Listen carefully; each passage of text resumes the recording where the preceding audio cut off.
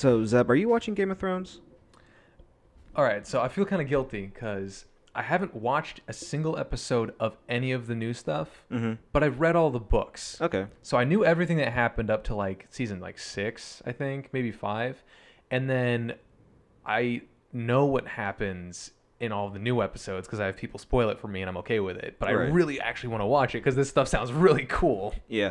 I've not watched a single episode either. The only episode I watched was Battle of the Bastards, Oh, Lord. which, from what I hear, is not a good jumping in It's not a point. good jumping in point. Not a good jumping in point. So I don't know much about Game of Thrones, but right now I know it's coming to an end. It's coming to an end. I think this is its last season, or It's either this is the last season or the next one is the last season because they're doing 7 seasons because they're actually making because each season is supposed to be one of the books. right. And so I think books 6 and 7 have not come out, and so the TV series is doing its own 6 and 7. Okay. So, with the show coming to an end, HBO wants a new series, and they're taking the producers, David Benioff and B.D. Weiss, to be the producers of or the showrunners to showrun another series. And for some reason, I don't know why, they've decided to do a not very controversial, very safe, very family-friendly series, and that is called Confederate. What would you What say? might that be Yeah, about? what would you if you were talking to someone, they said, "Hey, would you watch a show called Confederate?" What would you think it was about? Certainly not about an America that had lost the Civil War to the Confederate South. Twice. Surely. Twice. Yeah. In this world, they fought there was another Civil War again. Yeah, And they okay. lo- Okay. Oh, so, man. So the show we're talking about is, like we said, it's called Confederate, and it takes place in an alternate universe where, during the first Civil War, the South won, they seceded, and then they had another Civil War, and now we are in modern day where slavery is still a thing, and it's a modern institution, and now it's leading up to the third Civil War. Good grief. So, of course, this caused a major controversy because, some people still think that slavery is still a thing today. If you look at, the correctional system, blah, blah, blah, stuff like that. And, of course, and you also have a lot of people who defend the Confederate flag or just the Confederacy in general saying it wasn't about slavery. Right. So, anyways, as a person of color, or as some people would call a nuisance, I don't know how I feel about this. Right. Because there's a show on Amazon, right? Man in the High Castle, which is kind of the same kind of plot. Idea. What if we had lost World War II. World War II, and the so Na- and the a very Nazi- pivotal part of history that would have changed the course of society, essentially. Right. So it's kind of the same thing, but slavery is still a thing today in this world. So there are still slaves. So and I can't remember who said it, but someone said like, "Well, you wanted more roles in Hollywood for black actors, so Right. here you go." Here we are. And it's of course the writers and the showrunners behind it don't see the issue with it.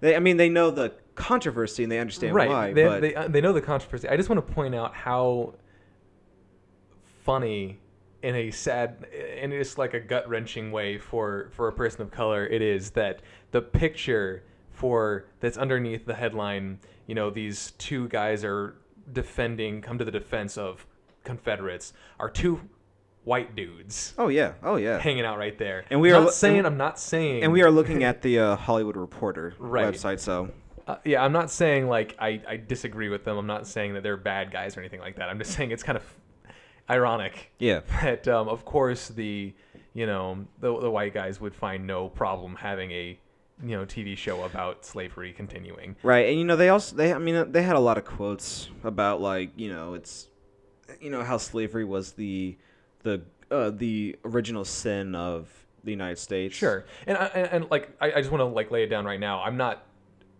decrying them. I'm not criticizing them for that. I think it's funny because Yeah. They just have an uphill battle to fight in Oh, order to absolutely. defend themselves from this. That's all I'm saying. They have an uphill battle.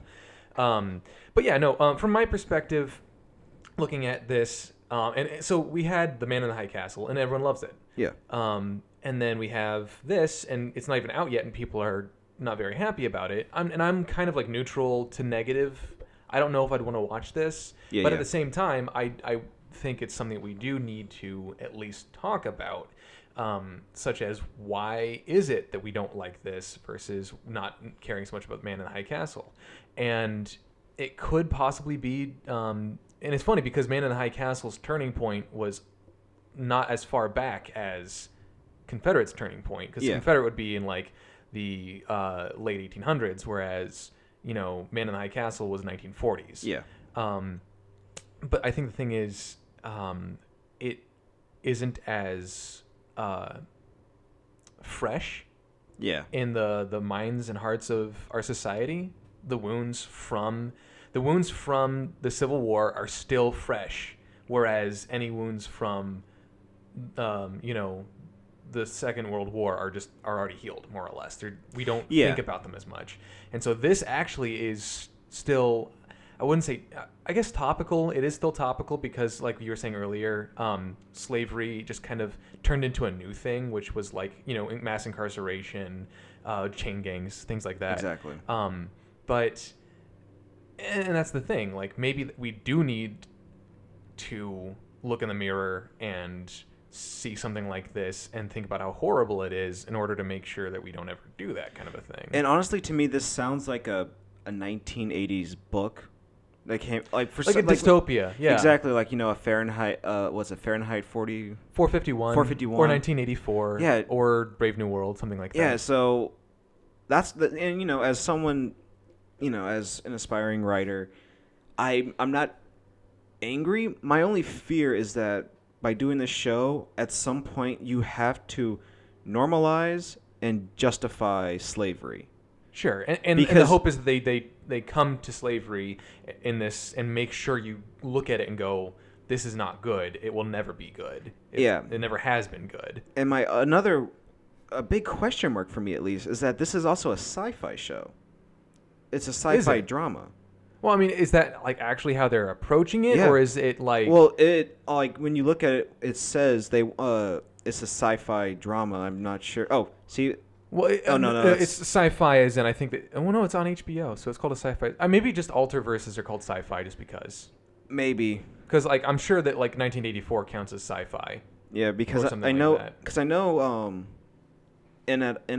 I haven't watched Man in the High Castle yet. I really want to, but I just haven't had. Well, Man in the High Castle is actually sci-fi. Yeah, because they find a book that is literally our universe, right? If it was written, and they're actually like they're trying to figure out a way to go back to our universe. So it's literally sci-fi because something changed, right? And rewrote history. So that's why I'm curious. Is that what happened in this one? Did Did Tommy Lahren go back in time and do something to help the Confederates? Like, I don't know. So. It actually reminds me, just recently a comic came out. I can't remember exactly. It's called NCR or something like that.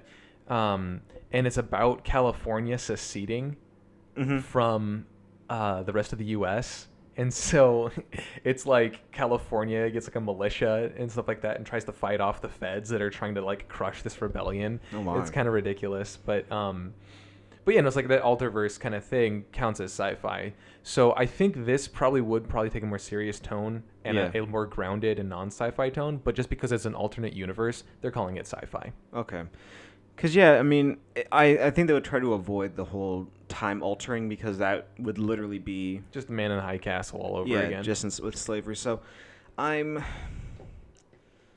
it's always tough because, there are a lot of actors... who kind of avoid these roles because one of the especially when it comes to like the Oscars that always get, or the movies that always get the Oscars attention are slave movies. Yep. So I know this film is gonna be looking for a lot of black actors and actresses, and I could see a lot of people being turned off by this possibility. Like I don't want to play a slave. I don't want to play a slave today. Why are we getting pigeonholed back into these same roles that we have been in forever? But then you also have the situation of there are a lot of struggling actors who just want to kind of make their way and in actually Hollywood. get a role in general. and it's HBO, and it's from the creators or the showrunners of Game of Thrones. So this is like, so it's high dollar. It's a serious production. Yeah, it's gold. So I don't know. I had another point. I'm trying to remember. Yeah, I'm drawing a blank. That's all right. It happens every once in a while. Yeah. So like I said, I don't 100% know how I feel about this. It could go either way. Yeah, I'd like to see this actually get. I actually would like to see it get made, but only so that I could actually see what they're trying to do with it, Right. and so that I can make an actual judgment when I see it. And if it does well enough, it could be a great social commentary on things that are happening today, because it's supposed to be taking place today, so we can look at it and go, oh wow, all they did was just switch the names of what these people are, and it's literally just the same thing that we've got going on already. Right.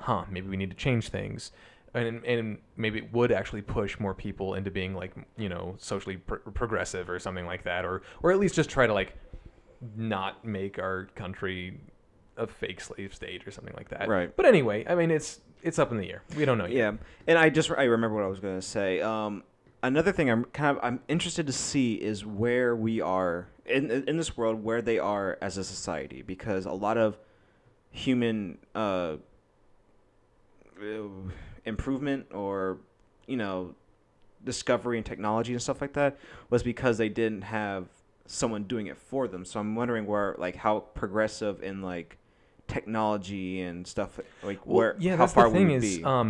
It's never justified, but the use of slave labor, like basically just unpaid labor, makes it so that a society can become very, very wealthy, because literally more than 70%, 75% of the society don't get any of the money. Only the top 25% do, which are the slave owners.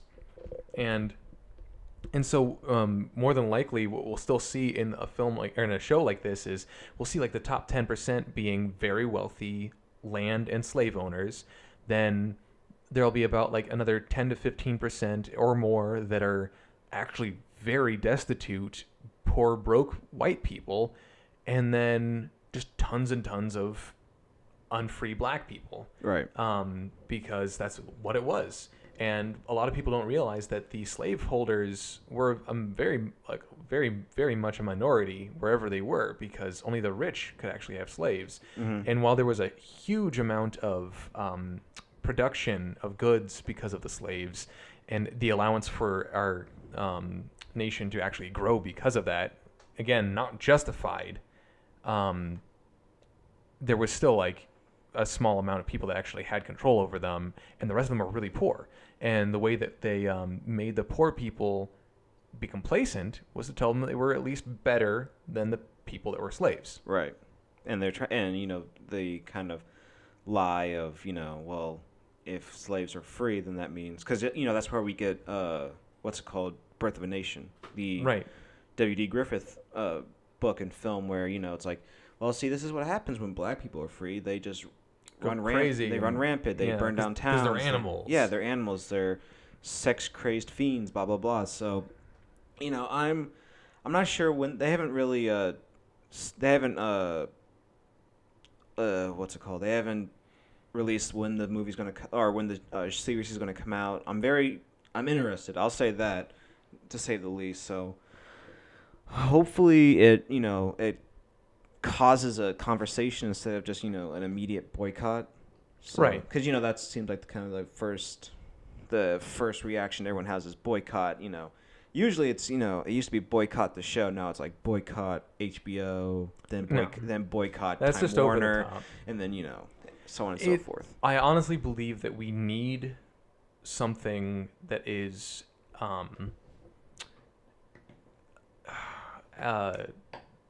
that causes a dramatic it actually attacks our sensibilities, and that's good, because we need to actually have something to another side to see in order to have a good understanding of why we believe the things that we do. My only fear is that once we see it, we're gonna realize see how great society is. Like, man, maybe we Right. should maybe we Man. should have kept slaves. Oh. All right, so we're gonna move on. Our next topic we're going to talk about are the upcoming movies in August, because it is August 2nd. So let's look down, the list of films that are coming out. And the first one coming out on August 4th is The Dark Tower. Oh yeah. Based off the Stephen King novels, The Gunslinger and the Dark Tower series starring Idris Elba and Matthew McConaughey. I tried to read The Gunslinger. Because I had the audiobook because, if I look at a book for too long, my eyes hurt and I fall asleep. I'm one of those people. So I have the audiobook. I like to listen to it.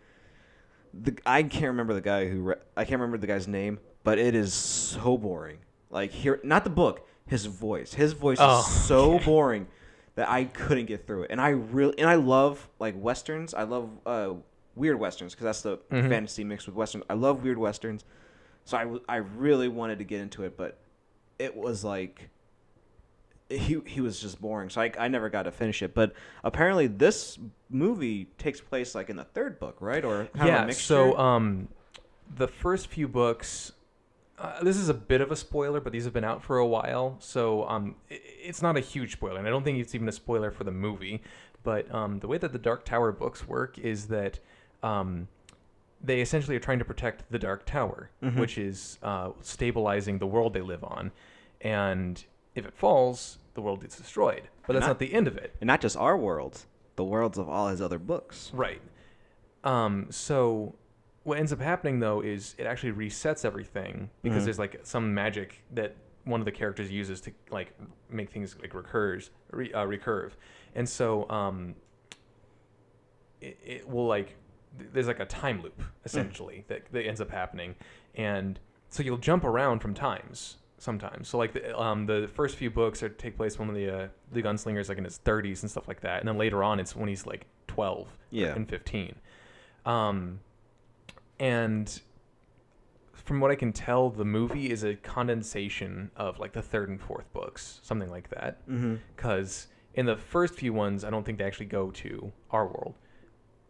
But then, of course, as you can see in the trailers, he does cross over. Right. And, I love Idris Elba. He's one of my favorite working actors today.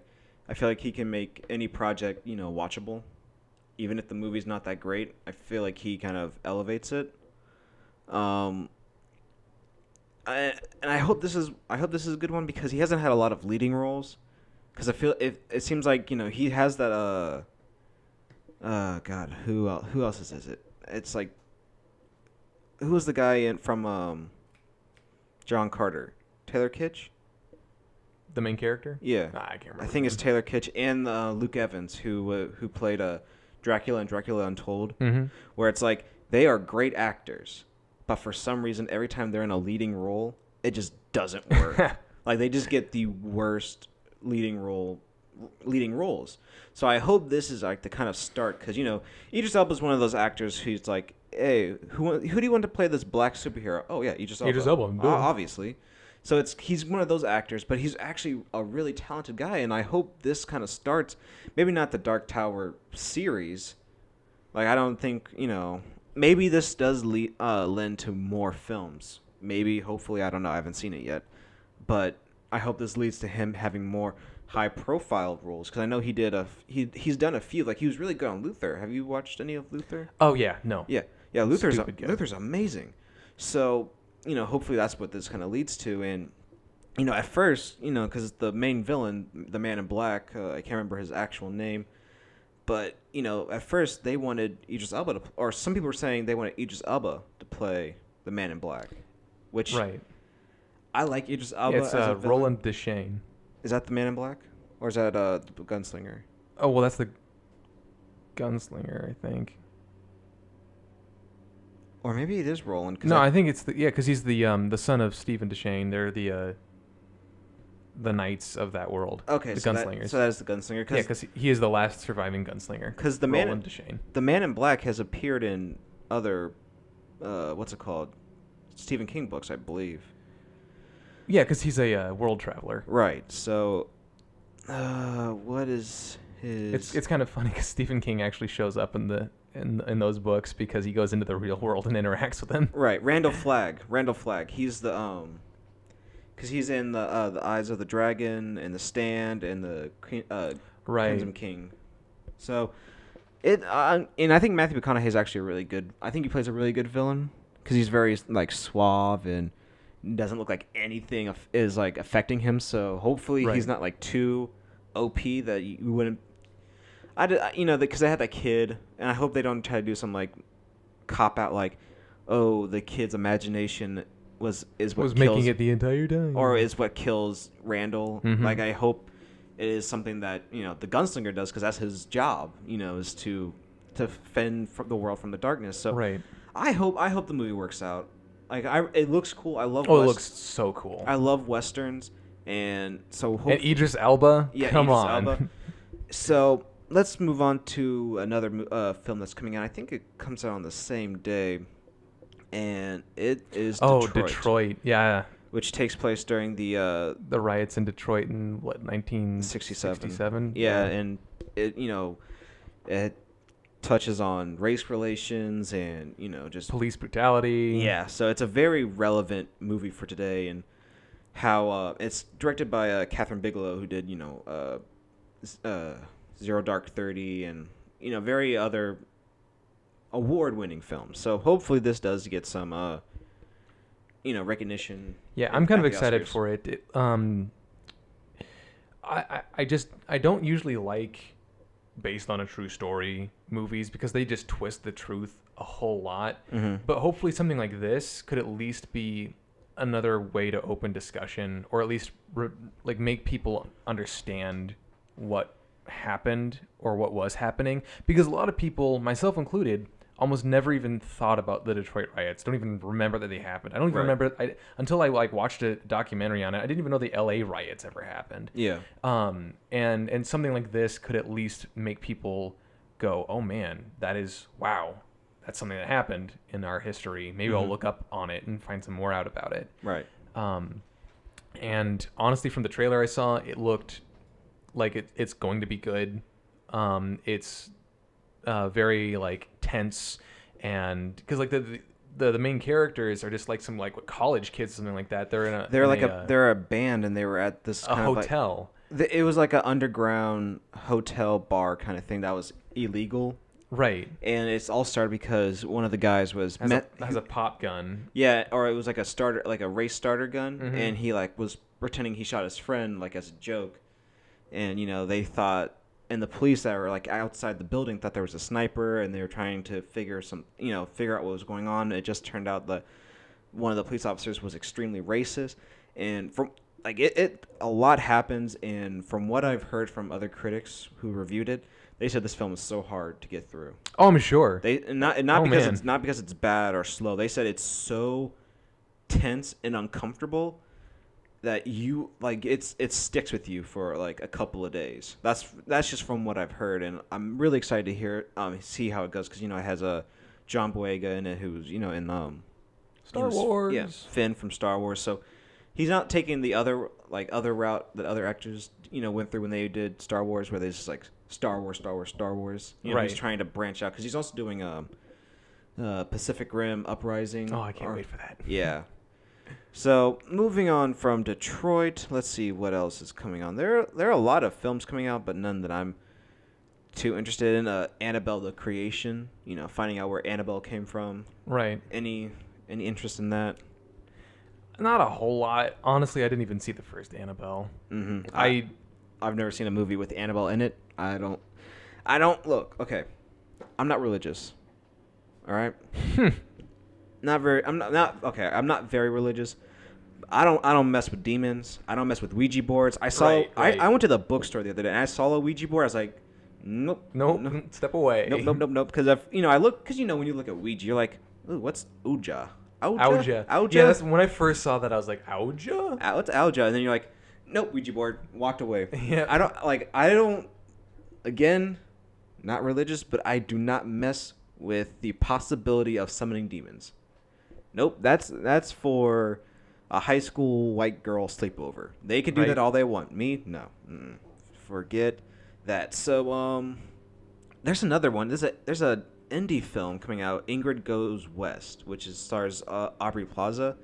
And I don't really know what it's about exactly. I know it's this girl who like hates happy people.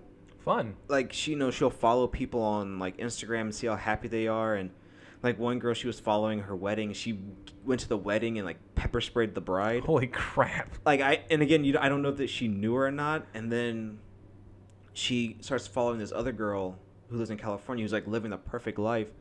She moves out there, manipulates things, and kind of becomes her best friend.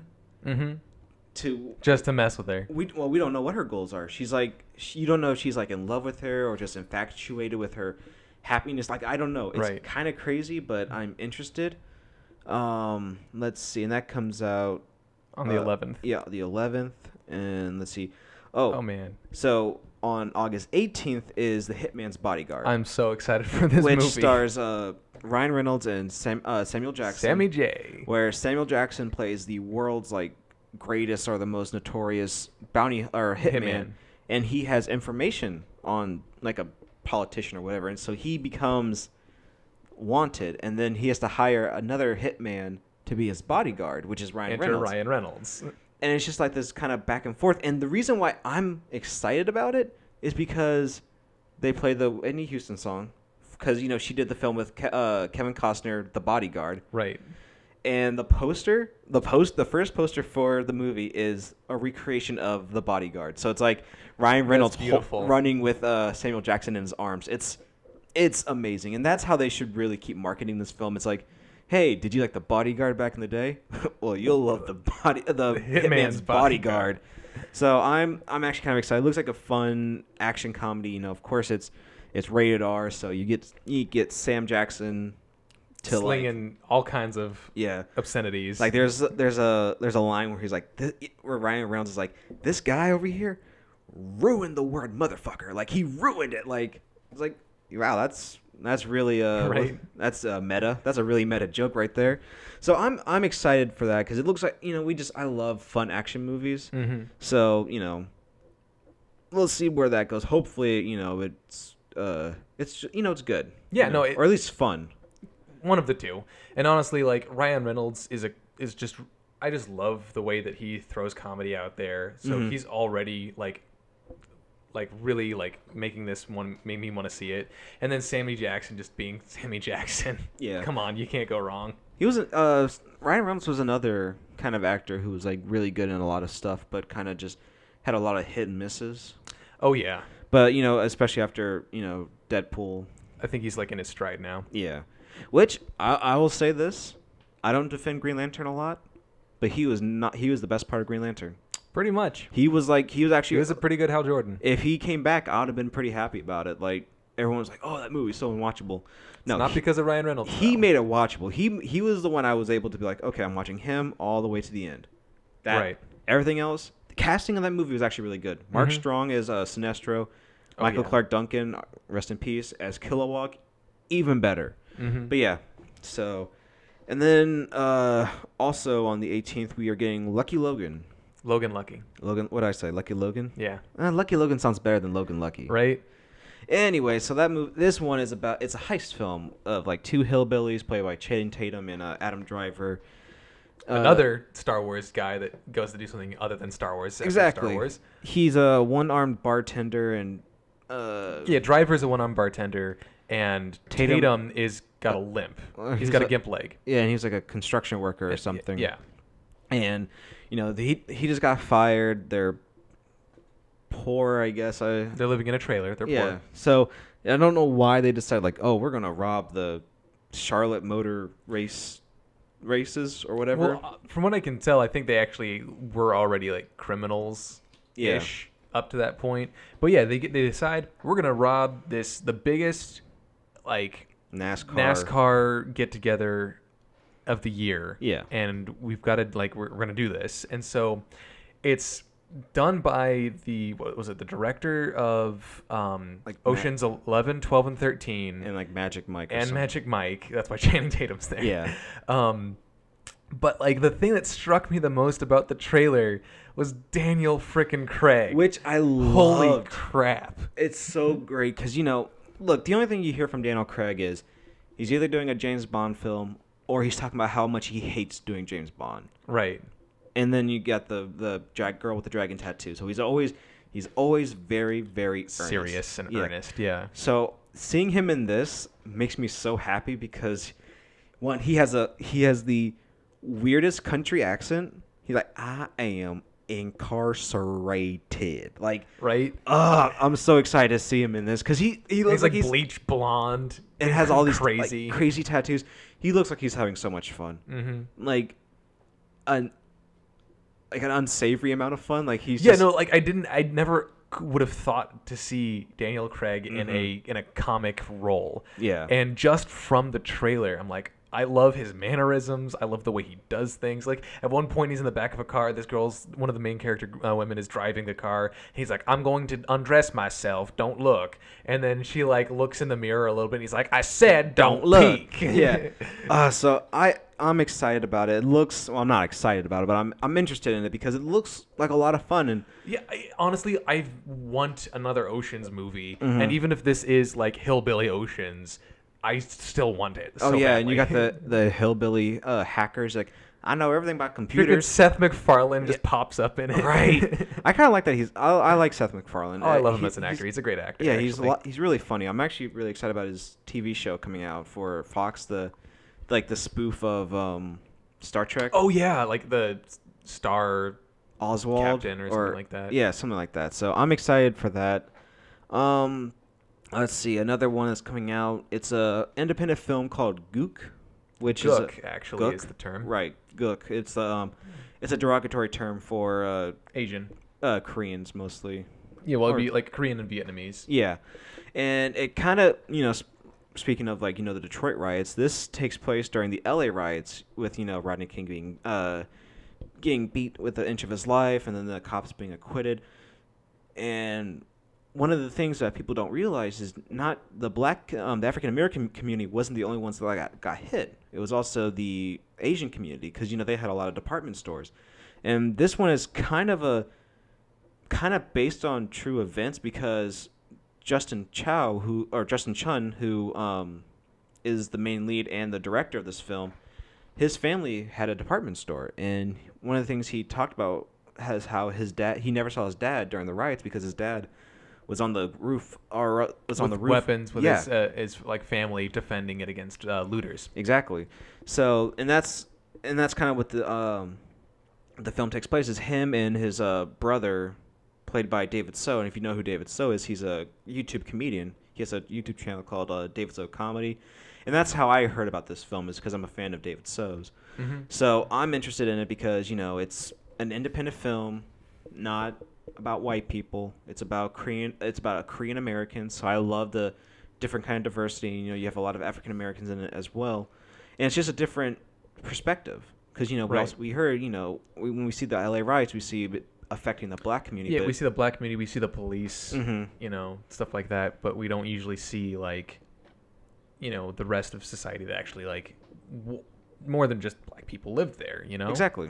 So yeah, it's just more perspective, and I like that a lot in these kind of films. And I know it killed at a Sundance. Sweet. No, so, I'm excited for that then. Yeah. So, let's see. There's an animated Star Trek Troopers. Yeah. So if you're a did I say Star Trek? Star Trek Troopers, nice. Starship Troopers. Yeah. So if you're a sci-fi junkie like me, evidently there's going to be a limited release of the new animated Starship Troopers movie, Traitor of Mars, on the 21st of August. And I saw the trailer for it. It looks the animation actually looks really decent, like pretty high end for an entirely animated film. I would say this is probably only for people that actually really like sci-fi and actually have seen the Starship Troopers movies because they get really campy after the first one is bad enough, and I love the first one, but the other ones are really campy, so watch out. But I think it looks kind of cool, and I'd love to see it because I just love Starship Troopers and I love those giant bug monsters. So you can't go wrong. Exactly. But yeah, after that, what was that? We've got on the 25th. We got what? Polaroid. Yeah. Which, if you haven't made anything else evil, right? Yeah, VHS, Polaroid, Ouija. What we're gonna have oh yeah, we already have the Ring. Yeah. Headphones, the vibrator, everything's evil at this point. Rape stove, the stove that rapes people. Oh my god, that's terrifying. Actually, that's actually a Patton Oswalt joke. Oh jeez. So yeah, another horror movie. I don't care. It's just another possessed evil thing that's gonna do stuff. Oh, and so apparently Terminator 2 Judgment Day is getting a 3D release. Oh, I'm so excited for that. That's the only scene I can imagine, really getting I would want to see in 3D is when what is it, the T1000? It comes the T1000 goes through the bars. Yeah. Or even that when he gets in the helicopter and his whole head goes. Yeah. So that's what I would like to see. That other than that, not a whole lot of other stuff. than just explosions and flying debris. So yeah. Also on the 25th, we are getting the Netflix release of Death Note. That we are. I didn't really care for the anime because I felt like as interesting as it was, I got bored after a while. Sure. But what makes me excited about this one, even though it's set in America with a white lead playing Light, which again, it's. I feel like Death Note is a concept that could be adapted in any kind of culture. Mm-hmm. So they don't even have to do the Light character. It could have been someone else. So that's what interesting because it's not. It's just all that matters is that the Death Note falls in the hands of an angsty high schooler. Exactly. So, and I'm also really excited that Lakeith Stanfield is playing L. And if you know who that is, he was one of the friends in Atlanta with Donald Glover, and he also played he played the guy in Get Out, one of the black guys that got put in the sunken place. Oh yeah. Yeah, the guy's like get out, like that guy, and he's a really good actor, and I really I like him a lot. So he's the reason why I'm more excited about this. And we're also getting Birth of the Dragon, which is a biopic-ish of when Bruce Lee fought this monk that came from China, and he thought was trying to subvert his methods. His school. Yeah. And I'm like, I love Bruce Lee. Bruce Lee was a phenomenal fighter. I loved a lot of his movies, but it makes him not look like the person who he really was, because even though he did cause a lot of controversy, because he's got a lot of bravado. Yeah, and he was very, what's the word? Not cocky, but he carried himself well, I guess, and that's the only way I can think of it. But do you remember what was the other biopic about Bruce Lee that was actually good? I thought it was the one with Brandon Lee, but I don't think it was him. Oh yeah, no, there was one. I don't know why. I think it's Legend of the Dragon, but I'm not seeing it. But anyways, there's already a biopic about Bruce Lee. A little. Yeah, it's at least 10 or 15 years old though. Yeah. So, but. And I like the guy who's playing Bruce Lee. I think he could play Bruce Lee again, and just a different, better. Yeah, because so there were two trailers released. One of them was a while ago, and then the other one was just recently. And actually, the second one is just a cut down version of the first one. Because the first one was was horrible. Because the first one, the first minute, not even that, 10 seconds, the main character, who's this guy, tries to train under Bruce Lee, goes I came to L.A. or San Francisco for self-discovery, but all I found was drugs, alcohol, and LSD and shrooms. Shrooms and acid and free love. Yeah, and then I found kung fu.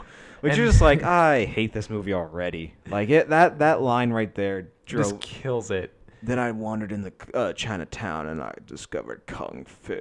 Right, dude, get out of here. But anyway, so in this first trailer, Bruce Lee has a lot of lines in the trailer, and it's You're the future.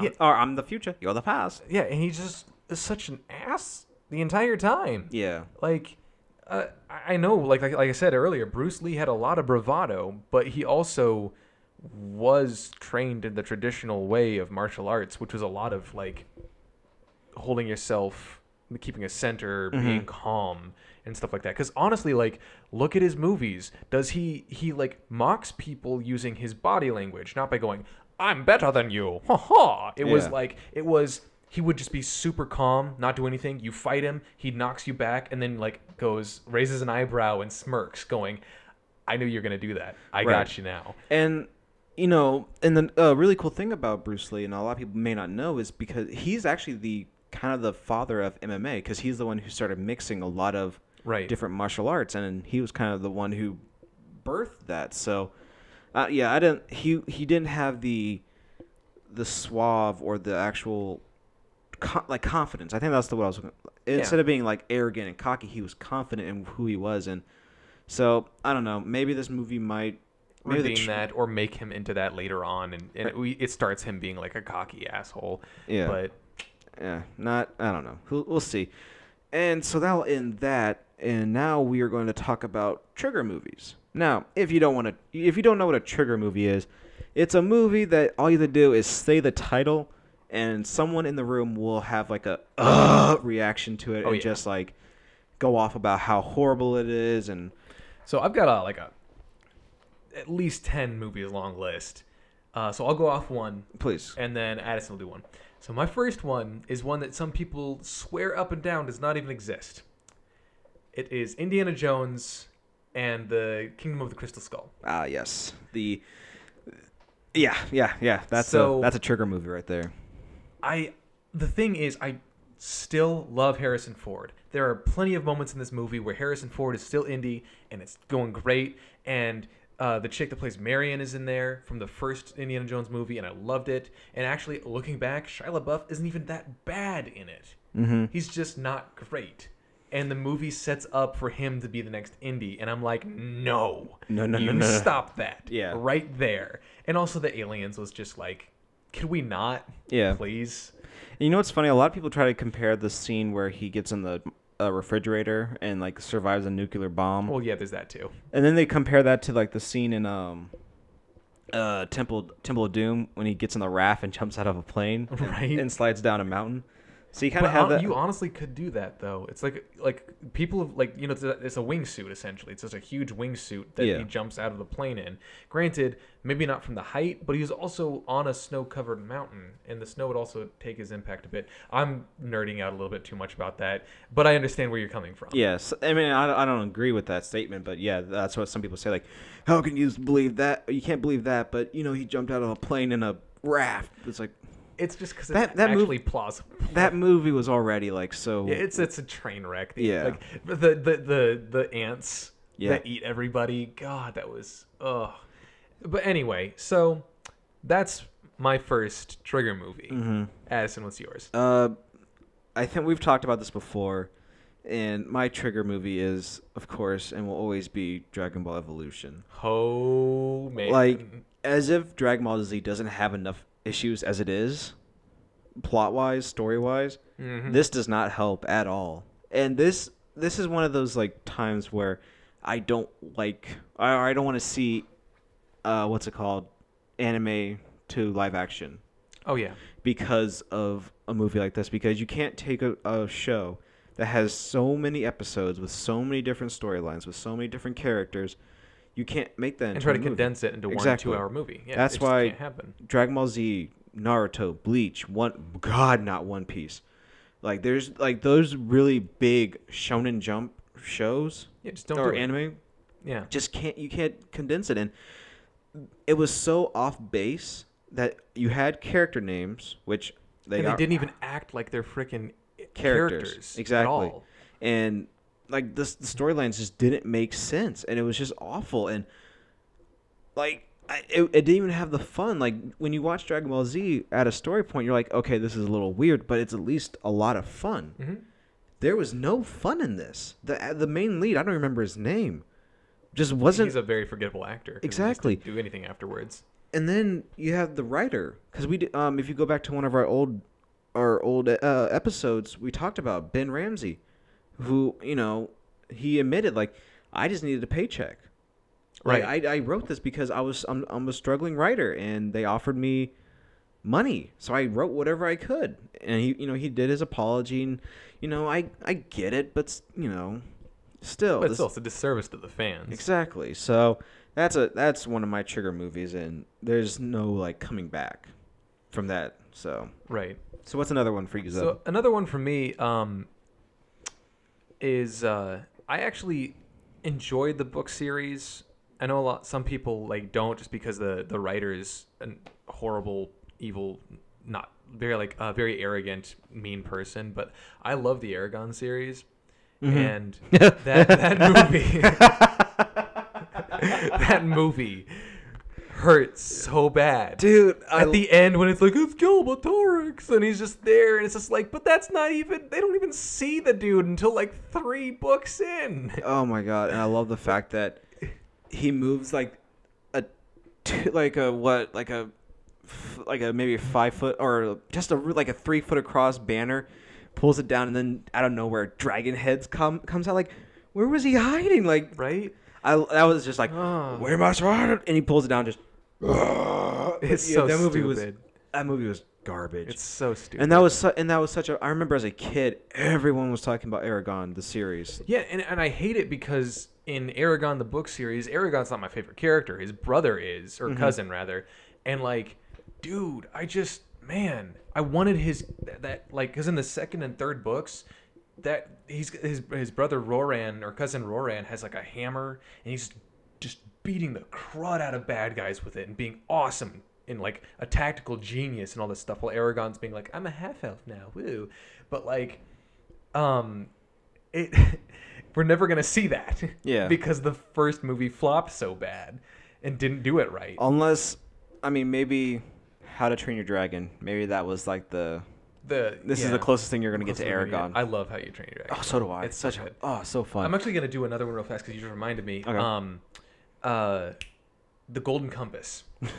I love that. Daniel Craig. I love that book series to death, and they just killed the first movie in a way that made it. I don't think we'll ever get another revision of the series. I still have no idea what was going on in that movie. Yeah, and that's what sucks so bad about it, because in the book, the book's not even that long, and it still does a pretty good explanation for the first book of why things are happening, but of course it leaves a fairly large cliffhanger that like doesn't get resolved at the very beginning of the second book. It's like towards the end of the second book, which is awesome, but we don't get that in the first one. So they tried to just like try to tie it up as much as they could in the first movie, and they did it totally wrong. Yeah. So we're never gonna get the amber spyglass or the whatever knife, the subtle knife.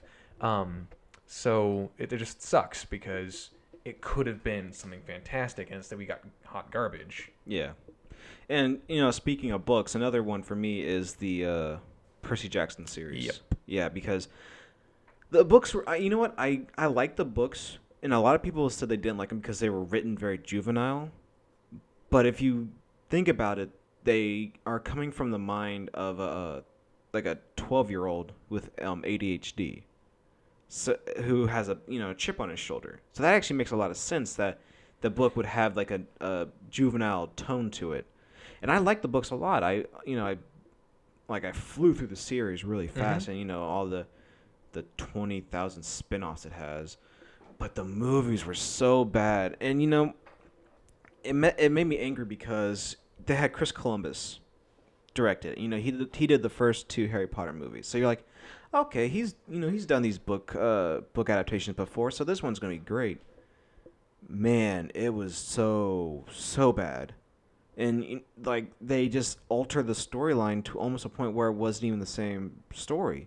They took out characters, and then when they did the sequel, The Sea of Monsters, they tried to make it more like the book, but still missing a lot of key points. And they just try to add characters that they didn't have in the first movie into the second one, just just work them in to try to fix things, but it's already too broken, as if they were already there. Right. So yeah, that and I would just say don't bother trying to do it again. A lot of these book series, Harry Potter being the golden child of getting a near perfect. They didn't series. have the poltergeist though, and I will never forgive them for that. Yeah. I loved that poltergeist, and they didn't put him in the frickin' movies. Peeves, man. Yeah. But anyway, yeah, no, they did very well with the Harry Potter films, even so far as making sure that they got as much as they could of the last book by making it 2 separate movies. Right. You know? Which started the trend of splitting. Which started the trend of splitting the last one, which is actually a big pet peeve of mine. Yeah, which it's also awesome that throughout the whole process, J.K. Rowling had a big hand in it. So I think that's why I was able to do what it did, because you had the writer behind over everyone's shoulder, making sure that what they were cutting out wasn't like it was actually just detrimental. Yeah, it wouldn't like make the book worse or the movie worse for it. And of course, the audience are people that have been living for these books, so they know when things are wrong. But anyway, I actually have one more that actually has a bit of a happy ending. So I really didn't like Cloverfield. Okay. And the main reason was all the hype around it. Yeah. They had a big underground advertisement thing for it where there's an entire website. There were clips that had nothing to do with the movie about things. There were commercials for fake industries and companies that exist in the Cloverfield universe. There was like a slushy that doesn't exist that was based off of some weird blue stuff. I don't even remember really. And then Cloverfield happened, and it was just shaky cam nonsense where you don't even see anything, where the monster pops up at the very end for a hot second, and then they say it's still alive, and that's where they end. You never get a good conclusion to it. It sucked so bad because everyone was thinking, "Oh my God, is this going to be the American Godzilla?" Not actually Godzilla, but I mean like the American monster equivalent of Godzilla. Like we're actually going to get a monster that'll like do stuff and be like something that keeps coming back. And of course, it just flopped. Yeah, because I remember the big scene that everyone talked about was you see its tail go behind like a building, and then you see the head of the what's it called? The Statue of Liberty. The Statue of Liberty fly and just rolls in front of like where the guy is holding the camera. It's like. Yeah, that's huge. It's huge. It's awesome. Like that was fantastic. They did everything hyping up the movie correctly, but then they didn't give us what we wanted with the film. And so I came out of that with a headache that I'd never come out of a monster movie before, and was just like, I hated it because of that.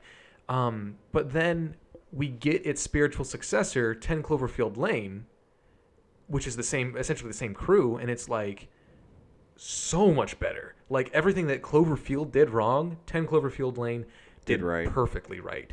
And even though there isn't that same giant monster from Cloverfield, there's so much more satisfaction from the things that happen in 10 Cloverfield Lane. I'm not actually going to spoil it because if you haven't seen it yet and you like monsters at all, you need to see that movie. It's so good. So yeah. That was one of mine. Okay. I think we'll do one more, and we'll wrap up for today. And I think we could both kind of go off on this one. It's the M. Night Shyamalan film, The Last Airbender.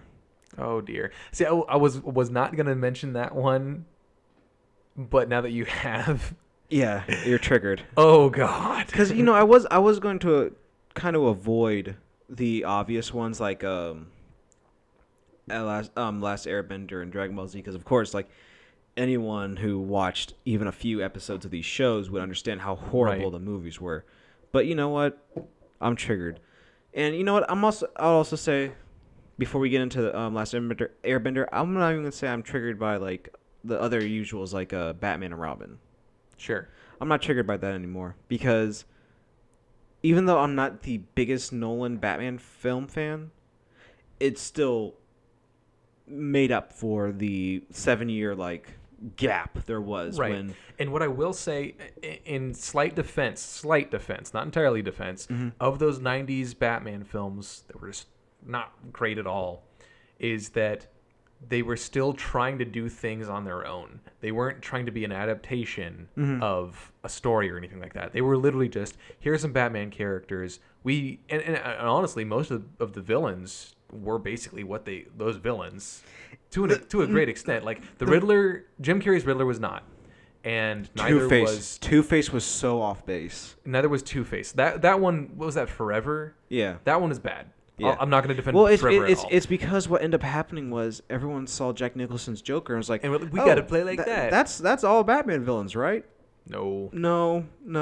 I kind of let Jim Carrey's Riddler slide a little bit, but then when you watch the Batman the Animated Series, which I think we've talked about, we always come back to this. Yeah. Would you watch that? Even though he is kind of quirky, he's still like calculating. Yeah, he's a criminal mastermind, not a kooky jokester. Yeah. But anyway, who Jim Carrey is. But honestly, it was the Tim Burton influence in those 90s films that made them like that. Yeah. Which I can kind of forgive because I actually do enjoy a lot of Tim Burton stuff. But like they're like in a capsule. Planet of the Apes. Damn it! You got me. Triggered. Wow. But anyway, like they're in a capsule. Those films are just a product of more or less their time and just where they were. Not so much because they were just bad films. Yeah. I guess. But like these newer ones don't have as much of, they can't really apologize as much because their source material actually has a huge fan base now. Batman was still kind of big, but not big in the 90s. So they could get away with being kooky and out there and doing silly, strange, stupid things that actually don't work. But with like the Nolan ones, like at least with Batman Begins, it made people love Batman again. Yeah. Especially outside of comic lovers. And so there was no room for being goofy. Yeah. You know, with the other ones. Which I agree with you on that one. I like the fact that they were at a place where they could do their own stories, and they didn't, because nowadays when they come up with a comic book character, some people want particular storylines redone. I don't want that. I don't want The Dark Knight Returns. Like, I can appreciate, taking inspiration from it, but kind of building a new story around it. That's what I want from these movies, because when I look at these movies, they're not the comic book characters. I see it as Elseworld stories. Sure. So it doesn't have to be exactly like. Yeah, it's just an altered verse of those characters anyway. Exactly. So why not have a different story? Yeah. So yeah, and another one is the prequels, Star Wars prequels. Mm-hmm. I'm not triggered by those anymore either. A Phantom Menace, I still hate. I'm not triggered by it. I just hate it. Yeah, it's a calm hate where it's just like, I hate that movie. It's like I understand it exists, and I appreciate the fact that we actually got to see them in general, and there were some good ideas there, but the prequel trilogy, I understand it exists. I'll give it a pat on the head every once in a while. You're a good boy. You tried your best. Yeah. And then go back to watching episodes 4, 5, and 6 and just like, yeah, this is the third time I've seen them this month. It's okay. And, I remember as a kid when I talked about the prequels, because I remember for a while my favorite was Phantom Menace when I was a kid. And as an adult, the reason why it's my favorite, because the only thing I think about a Phantom Menace is the Darth Maul fight. And that is actually a very good fight. And that's why it was my favorite, because I only thought about that scene. And when episode 2 came out, the only reason I loved that was because the Gladiator Stadium full of Jedi. Right. That's awesome. Like, yeah, oh we my actually God. got to see that. That's actually, I know some people are still like, oh, it's just CGI. I was like, dude, so we get to see the Jedi in their prime. And, little tangent, a lot of complaints that people had about the prequels are like, oh, the Jedi are so jumpy and they look like they're all doing a performance. And it's like, this is the Jedi at their prime. This is when, like, the only other Jedi we saw were a teenager, an old man, and an old man robot. Right. And another old man who uses lightning. So see Addison, it's kind of funny because this isn't actually the Jedi at their prime. The Jedi were at their prime during the Old Republic. Okay, and they were on a decline by the time we see them, so that's how they fell so easily. Oh, shut up. But okay, yes. So yes, they were at the prime during the Old Republic, but seeing like a lot of like Obi-Wan jumping over Darth Maul and kind of acting like his. If you look at the way they fight in Phantom Menace, which is actually, I don't know if they did this on purpose, but it was actually genius. Qui-Gon fought very conservatively, as in where Obi-Wan, his Padawan, fought very liberally.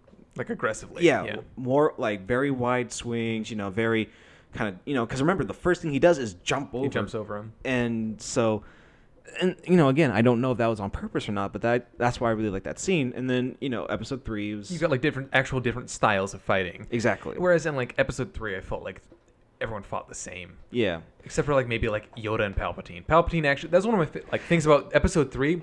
Palpatine actually used different methods of the Force to fight, including the lightsaber and Force powers. It was great. Almost no one else really used that. And that's why I actually think that I enjoyed seeing Palpatine fighting in that one. Me too. And that was the most hyped scene in the trailers. It was like, guess what? We're going to see Yoda versus Palpatine. We're like, okay, this is going to be like the greatest fight. And then they fought for a little bit with lightsabers, and then he just started throwing the Senate at him, and then Yoda... I am the Senate! Yeah, then Yoda just wandered off. I'm like, get your ass back in there. Get him. Get me back. Come on, man. And then they also, they messed with the the original origin of how Palpatine looks, because it's supposed to be from the dark using forces. The Force. The dark side of the Force will like tear apart your soul and your body. Granted, honestly, that it technically still, because the lightning is a dark force power that bounced back onto him. I've seen people get struck by lightning. Well, not personally, but I've seen people get struck by lightning. They don't age. They burn. Right. And honestly, like Luke got hit by just about as much force lightning as he did, and Luke was perfectly fine. Yeah. So maybe it was just he was so corrupted by the dark force that when he got his own lightning bounce back on him, he just like hyper fried real quick. No. No. A lot. It's the dialogue in a lot of them where you're just like, okay. But okay. So back to the original triggered movie, The Last Airbender. Here's why I'm triggered. Okay. Everyone's white, except for the firebenders. They're Indian. Right. And then which we only see Appa for like a second. Yeah. That was really irritating. And okay, if I was a bender, I'd be an earthbender. It took 10 people to throw a rock that I could throw myself, like, now. That was so infuriating. Like, they were just like doing all the motions and then just like, oh, come on, man. Like, earthbenders should have been like, they're throwing earth around. Like, that's supposed to be the coolest one. But the one thing I actually liked from The Last Airbender was the concept of that. The reason why the Fire Nation, before they invaded, they launched fire catapults, is because just like the other elements, they can only control fire. So it has to be there already. Yeah. So I was like, you know what? That's actually kind of smart. Sense. That's really smart. And only the really powerful firebenders, like oh my god, I forgot his name. The grandpa or the uncle. Iroh? Yeah, Uncle Iroh. He was like, you have to be at his level to create your own fire. And I was like, okay, that's cool. But yeah, there was that entire episode, I think, where wow, for some reason I'm just drawing a blank on all the main characters right now. The Avatar and Aang and Zuko. Oh, they go to the dragons. Yeah, and that's when they learn how to actually like do that. And it's like such a cool episode. And that's oh god. Okay, see, that's why the movie is so triggered, because the show is so amazing. Good. Like, god dang, like it's one of the things also is it's literally an American show. It's so easy to adapt because it's already written for American audiences. And it pays so much respect to other cultures by creating a new one, but paying, homage to all of those. Like, exactly. Like, and they were like the waterbenders were Inuit. Yep. The firebenders are like Chinese. Yeah. And East Asian. Yeah. Like, come on, man. why is everyone white? Yeah, it was just really bad, and I understand he was trying to do it for his kid, but ugh, boy, it just did not pan out the way he wanted. It did not pan out the way we wanted. They literally picked their kid from a YouTube channel because he's like, "Hey, I want to be Aang," and spun a stick around, and they're like, "Oh, he could be Aang." You're like, "What?" What? But you know what? Whatever. It won't come back. It won't hurt us again. We just got Korra, which still kind of hurt. Yeah. Anyways, you know what? That's where we're going to end this episode. Thank you guys for listening. Make sure you follow us on social media on not Facebook, Instagram and Twitter at Real Film Geeks. You can follow me at Addison Lee, or you can follow me at Casual Movie Fan. Zeb, where can I find you on social media? I'm still working on that. Oh my god. We're like, I'm an introvert, and I don't like people talking to me, which is very bad if I have a podcast. So give me a week, guys, and I'll actually have an Instagram up. All right, don't worry about it. I'll be there. And also make sure you follow our parent company, the Token Nerd Network, and you can follow them on Facebook, Instagram, and Twitter at Token Nerd and all their various other things. And also, you can also listen to us on Podbean and iTunes under the Token Nerd Network. And thank you guys for listening. I'm Addison Lee. And I'm Zebedee. Remember, shoot film, not people.